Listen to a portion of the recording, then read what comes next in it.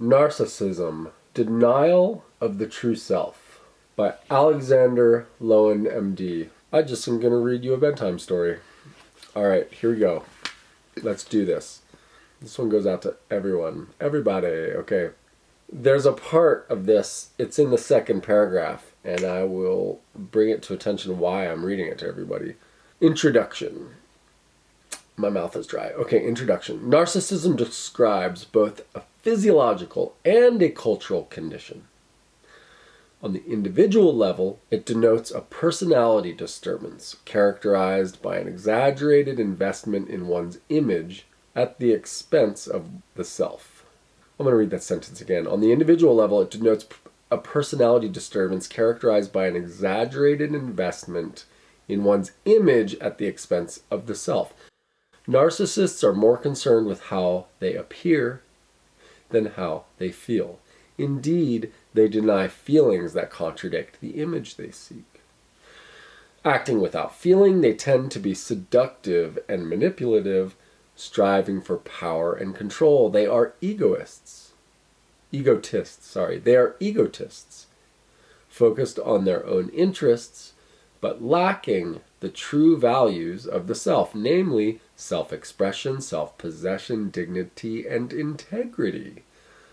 Narcissists lack a sense of self derived from body feelings. Without a solid sense of self, they experience life as empty and meaningless. It is a desolate state. Paragraph 2. Boom, boom. On the cultural level.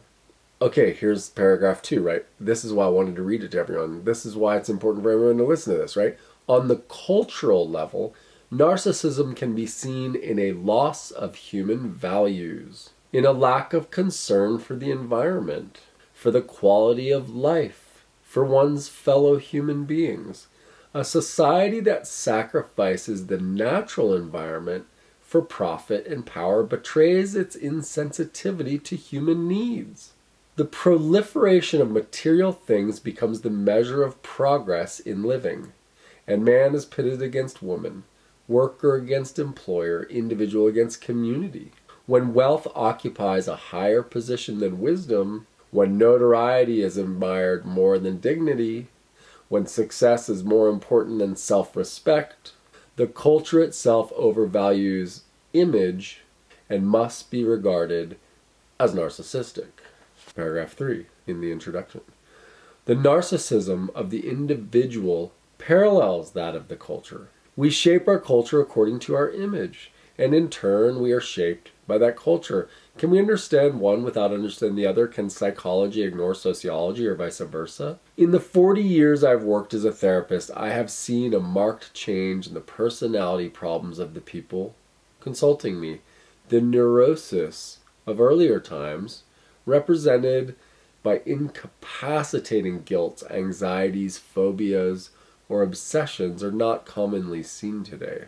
Instead, I see more people who complain of depression. They describe a lack of feeling, an inner emptiness, a deep sense of frustration and unfulfillment. Many are quite successful in their work, which suggests a split between the way they perform in the world and what goes on inside. What seems rather strange is a relative absence of anxiety and guilt despite the severity of the disturbance. The absence of anxiety and guilt coupled with an absence of feeling gives one an impression of unreality about these people. Their performance, socially, sexually, and in the work world, seems too efficient, too mechanical, too perfect to be human. They function more like machines than people.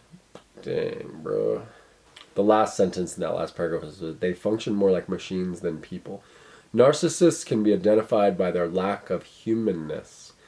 They don't feel the tragedy of a world threatened by a nuclear holocaust, nor do they feel the tragedy of a life spent trying to prove their worth to an uncaring world. When the narcissistic facade of superiority and specialness breaks down, allowing the sense of loss and sadness to become conscious, it is often too late. One man, the head of a large company, was told that he had terminal cancer.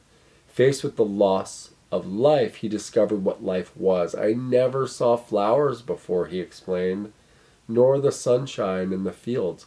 I spent my life trying to prove to my father that I was a success. Love had no place in my life. For the first time in his adult life, this man was able to cry and to reach out to his wife and children for help. My theme is that narcissism denotes a degree of unreality in the individual and in the culture. Unreality is not just neurotic, it verges on the psychotic. There is something crazy about a pattern of behavior that places the achievement of success above the need to love and to be loved. There's something crazy about a person who is out of touch with the reality of his or her being, the body and its feelings. And there is something crazy about a culture that pollutes the air, the waters, and the earth in the name of a, quote, higher standard of living. But can a culture be insane? That idea is hardly an accepted concept in psychiatry. In general, insanity is seen as the mark of an individual who is out of touch with the reality of his or her culture. But that criterion, which has its validity, the successful narcissist is far from insane. Unless, of course, there is some insanity in the culture. Personally, I see the frenzied activity of people in our large cities, people who are trying to make more money, gain more power, get ahead, as a little crazy. Isn't frenzy a sign of madness? Okay, I'm going to pause here for a second. As I'm reading this, I'm just wondering, when the fuck was this book written? Let's just look at this copyright. 1983. 1983. To understand the insanity that underlies narcissism, we need a broader, non-technical view of personality problems. When we say that the noise in New York City, for example, is enough to drive one crazy, we're speaking a language that is real, human, and meaningful. When we describe someone as a little crazy, we are expressing a truth not found in the psychiatric literature. I believe that psychiatry would gain much if it broadened its concepts and understandings to include the experience of people expressed in their common everyday language. It is my intention to share with the reader my understanding of the narcissistic condition. We need to understand the forces in the culture that create the problem and the factors in the human personality that predispose the individual to it.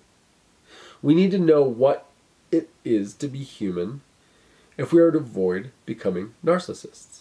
My treatment of narcissistic patients is directed toward helping them get in touch with their bodies, to recover their suppressed feelings and to regain their lost humanity. This approach involves working to reduce the muscular tensions and rigidities that bind the person's feelings. But I've never regarded the specific techniques I use as the important thing. The key to therapy is understanding. Without understanding, no therapeutic approach or technique is meaningful or effective on a deep level. Only with understanding can one offer real help.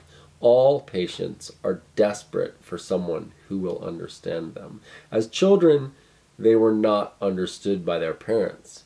They were not seen as individuals with feelings, nor treated with respect for their humanity.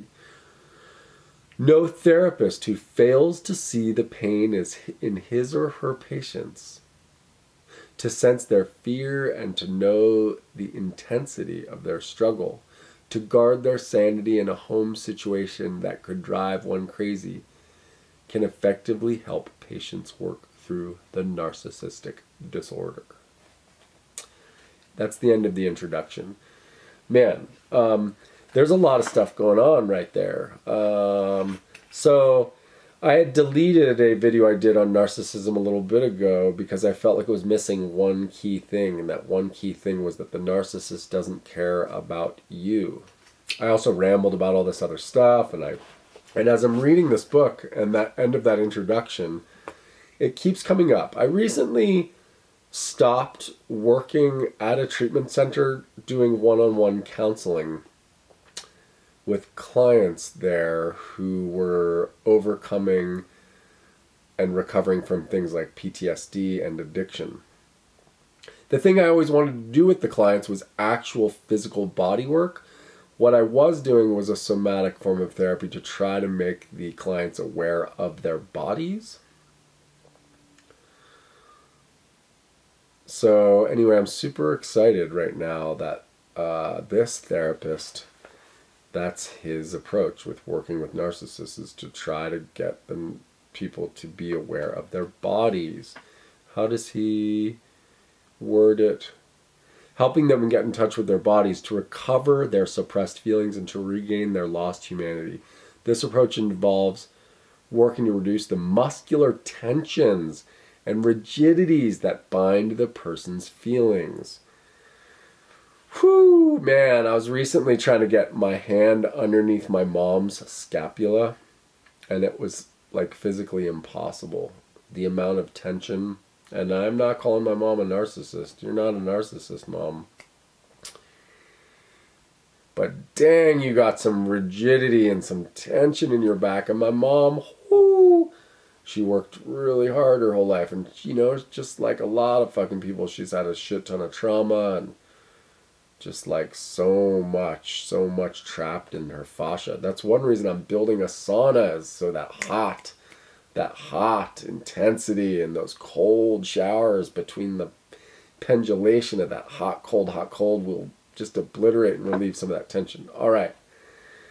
I digress. Okay, narcissism. Here's where we dive into the actual book. Okay.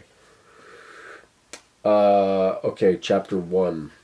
So for anyone who doesn't know, we're reading Narcissism, Denial of the Truth Self by Alexander Lowen M.D. My client and friend Bridget lent me this book. She also lent me a book that this same person also wrote, Bioenergetics.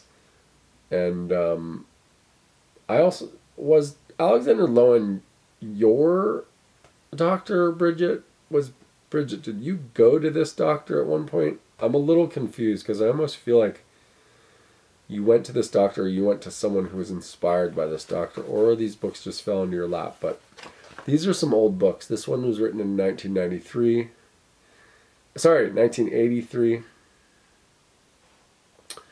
On the back it says, Alexander Lowen M.D., a former student of Wilhelm Reich, is a director of the International Institute for Bioenergetic Analysis in New York.